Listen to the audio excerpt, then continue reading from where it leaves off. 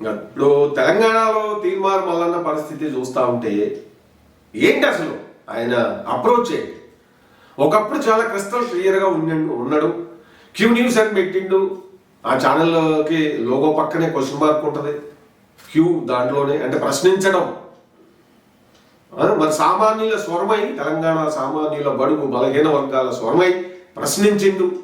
అంతా చేసిండు, బాగానే ఉన్నది. ప్రజల పక్షాన ఉన్నంతకాలం ప్రజలకి ఆయన బలంగా పునాదులుగా నిలబడ్డారు.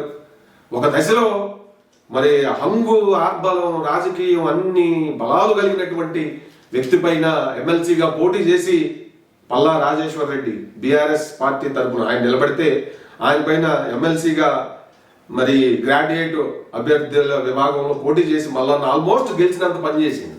నైతికంగా గెలుపు అయిందే. ఆయన దగ్గర డబ్బు లేక ఓడిపోయిందని చెప్పి ఆ రోజున సమాజం కూడా అది ఇచ్చేసింది, అర్థం చేసుకుంది. నైతికంగా అయితే గెలిచిందని చెప్పి అది ఒక క్లారిటీ వచ్చింది. ఎందుకు ఆయన వెనక నిలబడిందంతా ఎవరు? ప్రజలు. ఆ ఎమ్మెల్సీ ఎన్నికల్లో పల్లా రాజేశ్వర రెడ్డి గారు విజయం సాధించినప్పటికీ ఆయన విజయంగా తెలంగాణ సమాజం చూడలేదు. అయితే ఫైనల్గా గెలుపు అనేది మ్యాటర్ కాబట్టి రాజ్యాంగ పరంగా డబ్బులు ఖర్చు పెట్టుకొని అధికార బలం, అంగబలం, అన్ని రకాల బలాలు ఉన్నాయి కాబట్టి గెలిచిండు. అవి లేవు కాబట్టి రెండో ప్లేస్కి పరిమితమైండు. ఒక వ్యక్తిగా స్వతంత్రంగా పోటీ చేసి సెకండ్ ప్లేస్కి పరిమితం అవడం, అది రావడం అనేది మాటలు కాదు. సో అంతటి ప్రపంచం, అంత గొప్ప అచీవ్మెంట్స్ ఉన్నటువంటి సాధించినటువంటి మల్లన్న ఇప్పుడు మరి అసలు ఏంటి? అసలు పొలిటికల్గా జిగ్జాగ్ వెళ్తున్నాడు. ఎటు వీలైతే అటు మాట్లాడుతున్నాడు. ఎటు ఏది మరి అంతా ఇప్పుడు ఏ సమాజం నుంచి తను ఉద్భవించిండో అదే సమాజం నుంచి, తెలంగాణ సమాజం నుంచి మల్లన్నకి 3 ప్రశ్నలు అయితే ఎదురవుతున్నాయి. ఆ ప్రశ్నలకి మల్లన్న సమాధానం చేయాల్సినటువంటి అవసరం ఉన్నది. ఎందుకంటే ప్రజల నుంచి, ప్రజల చేత, ప్రజల మనసులో నుంచి ఉద్భవించిన నాయకులలో మల్లన్న కూడా ఒకడు కాబట్టి మరి ప్రజా మద్దతు కోల్పోతే ఎవరైనా, పార్టీ అయినా, వ్యక్తులైనా వాళ్ళు బలహీనపడిపోతారు. అది మల్లన్నకి తెలియదు ఏం కాదు, తీన్మార్ మల్లన్నకి. ముఖ్యంగా 3 ప్రశ్నలు ఏమిటి అనేది నేను అర్థం చేసుకున్నది అయితే, మొదటి ప్రశ్న అసలు మల్లన్న పొలిటికల్ స్టాండ్ ఏంటి అని చెప్పి తెలంగాణ సమాజం అడుగుతారు.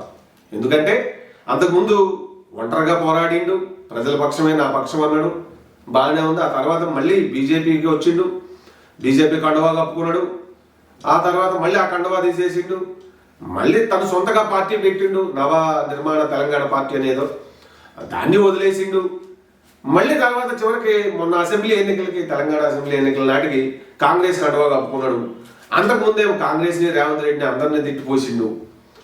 మరి తిట్టిండు, మళ్ళీ అదే పార్టీలోకి వచ్చిండు, అదే కండువా కప్పుకున్నాడు, పోరాడిండు, ఎన్నికల్లో ప్రచారం చేసిండు. మొన్న కాంగ్రెస్ పార్టీ అధికారంలో రావడానికి తన వంతు సహాయ సహకారాలు అయితే చేసిందనే చెప్పాలి, బాగానే ఉన్నది. మళ్ళీ ఇప్పుడు బీసీ వాదం అంటూ మొదలుపెట్టి సీఎంని తిట్టడం, మరి మిగిలిన కాంగ్రెస్లో లీడర్లని, మంత్రులని తిట్టడం, మరి రెడ్లు అసలు కాంగ్రెస్కి, తెలంగాణ సమాజానికి యాంటీ అనడం, ఇవన్నీ మరి కనబడతా ఉంది. ఏంటి అసలు ఈ గజిబజీ?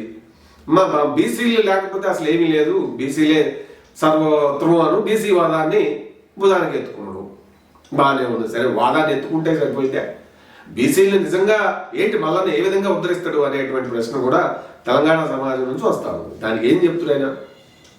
అసలు మొదటి ప్రశ్నకి సమాధానం ఏం చెప్తూ మల్లన్న, నువ్వు సమాజం తయారు చేయబడ్డ ఒక గొప్ప నాయకుడు మొన్నటి వరకు, కానీ ఇప్పుడు ఇదిని నువ్వే పోగొట్టుకుంటున్నావు, డిస్కనెక్ట్ అయిపోతున్నటువంటి పరిస్థితి వచ్చింది. దాంతో సమాజం నుంచి నీకు తీవ్రమైనటువంటి ఒత్తిడితో కూడుకున్న సూటి ప్రశ్నలు ఎదురైతా ఉన్నాయి. వీటిని నువ్వు నీ మాటకారితనంతో, నీ వాగ్దాడితో ఏదో తిమ్మిని బమ్మిని చేసి మాట్లాడినా కూడా ప్రజలైతే చాలా క్లియర్గా ఉంటారనే విషయం నీకు తెలిసిందే. నువ్వు ఒంటరిగా పోరాడుతుంటే ఎన్నికల్లో నీ పక్షాన్ని నిలబడ్డా, నువ్వు పైసా ఖర్చు పెట్టకపోయినా కూడా. ఎమ్మెల్సీ ఎన్నికలు అదే ఒక పెద్ద ఉదాహరణ. 2 సార్లు జైలు పాలైనా కూడా మల్లన్నని మరి విడిపించాల్సిందే అని చెప్పి సామాజిక మాధ్యమాల్లో ప్రజలు, యువకులు, మరి నిన్ను అభిమానించే వాళ్ళంతా కూడా, జర్నలిస్టులు అందరూ పోరాడినటువంటి ఆ మాధ్యమం ద్వారా ఒక ఒత్తిడి క్రియేట్ చేసినటువంటి సందర్భం నీకు కూడా తెలుసు. సరే, రాజకీయ పరంగా మళ్ళీ అవి వాళ్ళు బయటికి తీసుకురావడం ఇవన్నీ జరిగినాయి. మొత్తం మీద నీ వెనక తెలంగాణ సమాజం బలంగా ఎక్కువ మంది నిలబడటం వల్లనే మల్లన్న అనేవాడు ఒక ప్రజా నాయకుడిగా, ప్రజా జర్నలిస్ట్గా ఎదిగింది అనేటటువంటి సత్యాన్ని నువ్వు మర్చిపోలేవు. మరి అసలు ఇప్పుడు ఈ రోజున నీకు అసలు ఒక పొలిటికల్ స్టాండ్ ఉందా? సరే, కాంగ్రెస్లో ఉంటాం అనుకుంటే అది కాకుండా పోయింది, ఏళ్ళు నెడతా ఉంటుంది. మరి రేవంత్ రెడ్డి ఈ తెలంగాణకి చివరి ముఖ్యమంత్రి అంటుంటివి, రెడ్డి ముఖ్యమంత్రులలో ఇక బీసీలదే రాజ్యం అంటుంటివి. మరి రేవంత్ రెడ్డి చేదు, నాకు రాహుల్ గాంధీ ముద్దు మాకు అంటూ అట్లా ఒక పొలిటికల్ ఇదిని వినిపిస్తా ఉన్నావు. అసలు ఏంటి నీ పార్టీ, నీ పొలిటికల్ స్టాండ్ ఏంటి అనేది క్లియర్గా, క్రిస్టల్ క్లియర్గా మునుపటి మల్లన్న లాగా నువ్వు ఒక క్లారిటీ ఇవ్వాల్సినటువంటి మొదటి ప్రశ్నలో ఇది. మల్లన్న పొలిటికల్ స్టాండ్ ఏంటి ప్రజెంట్ అనేది, దీనికి సమాధానం చెప్పాలి. చెప్పకుండా నువ్వు తప్పించుకుంటే తిమ్మిని భంగం చేస్తే మాత్రం దానికి నీకు తెలుసు ప్రజా మద్దతు కోల్పోతే ఏ మహా పార్టీలే కాలగర్భంలో కలిసిపోయి ఎన్నికల సమయాల్లో ఊహించినటువంటి ఫలితాలని చూస్తున్నాయి. నిన్న మొన్నట కూడా ప్రజలతో డిస్కనెక్ట్ అయ్యి మాకు నచ్చినట్టుగా మేము చేసుకుంటామంటే ఏం చేశారో ఏపీలో వైఎస్సీపీ పార్టీని, అది నీకు తెలియదు కాదు. అట్లనే ఇక్కడ తెలంగాణ వాదం, తెలంగాణ మా గుండెపోటు, మా ఆత్మ రక్త అది ఇది అని చెప్పి మరి కల్వకుంట్ల ఫ్యామిలీ మూడోసారి కూడా అధికారాన్ని అందుకుందామంటే తెలంగాణ సమాజం ఏ విధంగా వాళ్ళని పక్కన పెట్టింది అనేది కూడా నీకు తెలుసు. అంటే ప్రజల మద్దతు కోల్పోతే పార్టీలైనా వ్యక్తులైనా ఒకటే, మట్టి కరవాల్సిందే, కాలగర్భంలో కలిసిపోవాల్సిందేటువంటి సత్యం. అది నీకు తెలియదు కాదు. నువ్వు పొలిటికల్గా ఏంటి అసలు నీ క్రిస్టల్ క్లియర్ స్టాండ్ అనేది తెలంగాణ సమాజం చాలా గట్టిగా ప్రశ్నిస్తున్నది. మొదటి ప్రశ్న అది. ఇక రెండో ప్రశ్న, బీసీ వాదంతో నీ లక్ష్యం ఏంటి అనేది కూడా తెలంగాణ సమాజం నుంచి ఎదురవుతున్న గట్టి ప్రశ్న. బీసీలు ఎదగాలి, నిజంగా బీసీల్లో మరి బీసీ ఏ, బీసీడి గ్రూపులు ఉన్నాయి. మరి అందులో గ్రూప్ ఏలో ఉన్నటువంటి దాదాపు ఒక 50 కులాలు బాగా ఆర్థికంగా సామాజికంగా వెనకబడిన గ్రూపులవి. మరి ఆ వర్గాల కోసం నువ్వేమన్నా చేస్తున్నావా? బీసీ గర్జన్లో నువ్వు నీ ఇది చూసి తెలంగాణ సమాజం నుంచి చాలా ఒత్తిడి, ఫోర్స్తో కూడుకున్నటువంటి ప్రశ్నలు వచ్చినాయి. అసలు నువ్వు బీసీ ఎట్లయితావు అని చెప్పి కూడా ప్రశ్నించాను నేను. అట్లనే మరి అసలు ఇదంతా డ్రామానా, రేవంత్ రెడ్డి ఆడిస్తున్న డ్రామానా? నువ్వు నిజంగా బీసీ వాదం ఎత్తుకుంటే మరి బీసీ మీటింగ్లో చివరిగా నువ్వు ఒక్కడవే ఎందుకు కనపడుతున్నావు? వాళ్ళంతా ఎవరు? మిగిలిన కులాల నాయకులు ఏది? ఎవరన్నా జనాలకు తెలిసిన నాయకులు ఉన్నారా?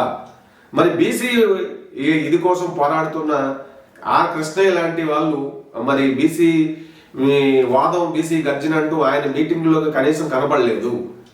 మరి ఆయన మద్దతు ఉందా లేదా? అసలు నువ్వు బీసీలకి ఏం చేయాలనుకుంటున్నావు? బీసీ వాదాన్ని ఎత్తుకొని నువ్వు రెడ్లకి తోక పార్టీ లాంటి వాడివి, తోక లాంటి వాడివి అని చెప్పి చాలా బలంగా విమర్శలు వస్తూ ఉన్నాయి. దానికి సమాధానం ఏం చెప్తావు? బీసీలతో బీసీ వాదాన్ని ఎత్తుకొని నువ్వు మినిస్టర్ అవ్వాలనా, రాజకీయంగా నువ్వు ఎదగాలనా? సమాజం అయితే అదే అనుకుంటుంది ఎక్కువగా. మల్లన్న, మరి నువ్వు మునుపటిలాగా ప్రజాపక్షం లేవు, నీ సొంత స్వలాభమే, సొంత డెవలప్మెంటే అవ్వాలి, కానీ అదే ఎక్కువైపోయింది తప్ప ప్రజల పక్షం గురించి ఆలోచించట్లేదు అనేది ప్రజాక్షేత్రం నుంచి వస్తున్నటువంటి ప్రశ్న ఇది. నువ్వు సింపుల్గా తీసుకోవడానికి అయితే లేదు. తేలిగ్గా తీసుకుంటే ప్రజల రిటార్ట్ కానీ రియాక్షన్ కానీ ఎంత స్ట్రాంగ్గా ఉంటుందో మరి సామాజిక మాధ్యమం వేదికగా ఒక సామాన్యుడిగా నువ్వు అంత బలంగా ఎదిగిన నీకు తెలియదేం కాదు ఇది. బీసీ వాదం నువ్వు డెవలప్ కావడానికే, బీసీలని నువ్వు వెనకుండి మరి వివిధ కులాలు ఎవరికైతే రాజకీయ చైతన్యం లేదు, నాయకత్వాలు లేవు, మరి అది లేకపోవడం వల్ల వాళ్ళు చాలా నష్టపోతుర్రు. మరి ఒక అన్నాదురైలాగా, ఒక కామరాజ్ నాడల్లాగా నువ్వు వెనకుండి బీసీలని మరి రాజకీయ చైతన్యం లేని గ్రూపుల్లో ఆ చైతన్యం నింపి వాళ్ళ అభివృద్ధికి నువ్వు పనిచేస్తావా? నీ అభివృద్ధా, మరి బీసీల్లో వెనకబడిన వాళ్ళ అభివృద్ధా? ఇది క్లారిటీ ఇవ్వాల్సినటువంటి ఒక ఇది ఉంది. సమాజం అయితే నువ్వు రాజకీయం ముందుకు పోవడానికి మరి తొందరగా మినిస్టర్ అవ్వాలను, అదవ్వాలను, ఇదవ్వాలను ప్రభుత్వాన్ని బ్లాక్మెయిల్ చేయడానికే నువ్వు ఈ వాదాన్ని భుజానికి ఎత్తుకున్నావు అనేది సమాజం నుంచి వస్తున్నటువంటి, తెలంగాణ సమాజం నుంచి వస్తున్న ప్రశ్న. చాలా బలమైన ప్రశ్న అది. దీనికి తిమ్మిని బమ్మిని ఏదో నువ్వు ఎంత మాటకారివైనా నీకన్నా మాటగారు కేసీఆర్, ఆయన కూడా పక్కన పెట్టారనే విషయాన్ని నువ్వు గుర్తుపెట్టుకోవాలి. అంతకు మించి మంచి భావోద్వేగమైనటువంటి అన్న నందమూరి తారక రామారావు పార్టీ పెట్టినప్పుడు గెలిపించారు. ఆ తర్వాత ప్రజలు వెంటనే మళ్ళీ ఒక టర్మ్ అయిపోవడంలోనే దించి పక్కన పెట్టారు. సో అది ప్రజలతో కనెక్టివిటీ ఉన్నంత వరకు, ప్రజలతో నిజాయితీగా ఉన్నంత వరకే, ప్రజా విశ్వాసం ఉన్నంత వరకే నాయకులు, పార్టీలైనా ఎవరైనా అనేది తెలియదు కాదు. సో కాబట్టి రెండో ప్రశ్న ఏంటంటే, బీసీ వాదంతో నీ లక్ష్యం ఏంటనేది నువ్వు క్లియర్గా ప్రజలకి, తెలంగాణ సమాజానికి క్లారిటీ ఇవ్వాల్సినటువంటి అవసరం అయితే ఉన్నది. ఇక లాస్ట్ బట్ నాట్ లీస్ట్ మూడో ప్రశ్న ఏంటంటే, నువ్వు క్యూన్యూస్ మీడియా పెట్టినావు, మరి ఇది నీ కోసమా ప్రజల కోసమా? ప్రజా సమస్యల్ని ఏమన్నా మునుపటి మాదిరి నువ్వు చేసినావు, చేయలేదు అంటలా. సమాజం నీకు ఎందుకు ఇచ్చింది బేసు, నీ వెనక ఎందుకు నిలబడింది అనేది అంటే అందుకే నువ్వు అప్పుడు ఆ ఛానల్ ద్వారా ఒకప్పుడు మరి మల్లన్న ఛానల్ దగ్గరికి పోతే, ఏ టీవీ ఛానల్ దగ్గరికి పోకపోయినా మల్లన్న దగ్గరికి పోతే ఏదన్నా మంచి జరుగుతుంది అనేటువంటి ఒక నమ్మకం అప్పుడు నీ దగ్గర ఉన్నది, ఆ ఛానల్ దగ్గర ఉన్నది. అది వాస్తవం, అది నిజం. I strongly believe that. నాకు చాలా అది చూశాను కాబట్టి, చూసింది కాబట్టి సమాజం కూడా మల్లన్న దగ్గరికి పోతేనే నీకు చిన్న చిన్న గవర్నమెంట్ అధికారులు వచ్చారు, మరి ఆరోగ్య సమస్యలతో వచ్చారు, భూ సమస్యలతో వచ్చారు, అనేక రకాల సమస్యలు వచ్చినప్పుడు నువ్వు చేయగలిగిందంతా చేసినావు, ఒక నమ్మకాన్ని ఇచ్చినావు. మరి ఇప్పుడు ఆ నమ్మకం పోయింది, డిస్కనెక్ట్ అయిపోతున్నావు. మల్లన్న మొత్తం అతని కోసమే చేసుకుంటున్నాడు. సో ఆ వ్యూస్ తగ్గిపోవడానికి కూడా నీ వీడియోలలో మునుపటి మధ్య రావట్లేదు. అది నీకు అర్థమైపోతుంది. వ్యూస్ మాట్లాడతాయి కొన్ని సందర్భాల్లో కొంతమందితో, అలాగే లైవ్ పెట్టినప్పుడు వ్యూవర్షిప్ మాట్లాడుతుంది. సో హార్డ్ కోర్గా సామాజిక వర్గంగా పరంగా సపోర్ట్ చేసేది పక్కన పెడితే, మెజారిటీ ఒకప్పుడు ఒక సామాన్యుడు తీన్మార్ మల్లన్న లైవ్ పెడితే మరి 20,000 25,000 మినిమం 10 నుంచి 15,000 వ్యూవర్స్ లైవ్ చూసినటువంటి పరిస్థితి ఉండిందా లేదా అది నీకు కూడా తెలుసు. సో మొత్తం మీద మరి ఇప్పుడు క్యూ న్యూస్ ప్రజా సమస్యల నుంచి ఆ ఛానల్ పెట్టుకుని అది కేవలం నీ అవసరాల కోసం, నీ రాజకీయ అవసరాల కోసమే నువ్వు వాడుకోవడం అనేది ప్రజా విశ్వాసం. అది అందుకే ఇప్పుడు ప్రజలు ప్రశ్నిస్తున్నారు. మూడో ప్రశ్న అయితే దానికి నువ్వేం చెప్తావు? క్యూ న్యూస్ ప్యూర్గా అది ప్రజల నుంచి డైవర్ట్ అయిపోయింది. ప్రజా సమస్యల గురించి నువ్వు నీ ఛానల్ని వాడతలేదు, ఏదో అప్పుడప్పుడు ఏదో చూపిస్తున్నావు తప్ప అప్పుడు మాత్రం ఆ మునుపటి సిన్సియారిటీ, మునుపటి డెడికేషను, మునుపటి ఆ ప్యూర్ హార్ట్ ప్రజల పట్ల లేదు అనేది ఇప్పుడు తెలంగాణ సమాజం నుంచి చూస్తున్నటువంటి దూసుకొచ్చుతున్నాడు ఒక బ్రహ్మాస్త్రం లాంటి ప్రశ్న. ఈ మూడింటికి ఏం చెబుతావు నువ్వు అనేది చాలా ఇంపార్టెంట్. ఈ మూడింటిని తప్పించుకొని వాటిని దిమ్మిని బొమ్మిని చేస్తే వాటికి మరి ప్రజలు చాలా తెలివిగా ఉంటారు, అప్రమత్తంగానే ఉంటారు. సింపుల్గా కామన్ సెన్స్ అప్లై చేస్తారు ప్రజలు. మహా తెలివి అవసరంలా వీటికి. మమ్మల్ని వద్దనుకున్న వాడికి, మా గురించి పట్టించుకున్న వాడికి, ఆయన గురించి మేము ఎందుకు పట్టించుకోవాలి అనుకుంటారు ప్రజలు. ఇంతే సింపుల్. ఎప్పుడైనా వాళ్ళ లాజిక్, వాళ్ళ ఫిలాసఫీ చాలా సింపుల్గా ఉంటుంది. పొలిటికల్ పార్టీలు, పార్టీ నాయకులు గెలిచిన తర్వాత ఎన్నికలకు ముందు ఒక రకంగా, గెలిచిన ముఖ్యమంత్రులు అయ్యాక ఇంకొక రకంగా, మళ్ళీ ఎన్నికలు వచ్చేటప్పటికి ఇంకొక రకంగా, ఇట్లా రంగులు మార్చుకుంటూ పోతే ఎవరైనా, నాట్ ఓన్లీ XYZ, ఎవరైనా, ఓడిన వాళ్ళైనా గెలిచిన వాళ్ళైనా సరే, ప్రజల తీర్పు చాలా క్రిస్టల్ క్లియర్గా ఉంటుంది. అది తెలంగాణ సమాజం కావచ్చు, ఆంధ్ర సమాజం, అదే తెలుగు రాష్ట్రాలు కావచ్చు, ఎక్కడైనా కూడా క్లియర్. సో కాబట్టి మల్లన్న మరి ఇప్పుడు నువ్వు ఆగమాగం చేస్తున్నావా, ఆగమాగం అవుతున్నావా, గజిబిజి అవుతున్నావా, జిగ్జాగ్ చేస్తున్నావా, ఎందుకు ఇట్లా అయిపోతున్నావు అనేది అభిమానుల ఆవేదన, బాధ.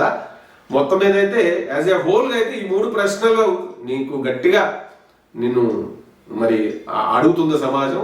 వీటికి నువ్వు ఏం చెప్తావు అనే దానిపైనే, వీటికి ఎంత జెన్యూన్గా నువ్వు స్పందిస్తావు అనే దానిపైనే నీ మరి భౌతవ్యం, రాజకీయ భౌతవ్యం, లేదంటే ఈ మిగిలిన ఇది ఆధారపడి ఉంటుందని అయితే అనిపిస్తా ఉంది. మరి చూద్దాం మళ్ళా ఏం చెప్తాడు.